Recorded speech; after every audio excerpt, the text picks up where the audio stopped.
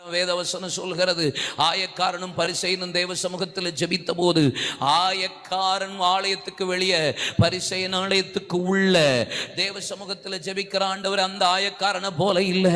ஆண்டவர் என்ன, வாரத்துக்கு 2 முறை உபவாசிக்கிறேன், தசமபாகம் கொடுக்கிறேன், காணிக்கை செலுத்துறேன் எல்லாம் சொல்லி ஜெபித்தான். ஆனா தூரத்தில் இருந்த ஆயக்காரன் வானத்துக்கு கண்களை ஏறெடுக்க துணியாமல் மார்பில் அடித்துக்கொண்டு பாவியா என் மேல கிருபையாயிரு என்று சொன்ன போது வேதவசனம் சொல்லுகிறது, அவன் அல்ல இவனே, அவன் அல்ல இவனே. அப்படின்னா என்ன அர்த்தம்?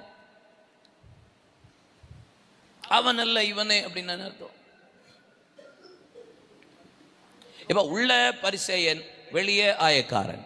தூரத்தில் இருக்கிறவன தான் அவன் அவன் அப்படி சொல்லுவோம், பக்கத்தில் இருக்கிறவன் தான் இவன் இவள்னு சொல்லுவோம். அப்படின்னா ஆண்டவர் என்ன சொல்றாரு? ஆயக்காரன் பக்கத்தில் நின்றுட்டு அவன் அல்ல அப்படிங்கிறாரு. அப்ப சர்ச்சுக்குள்ள இருந்த ஆண்டவர் எங்க வந்துட்டாரு?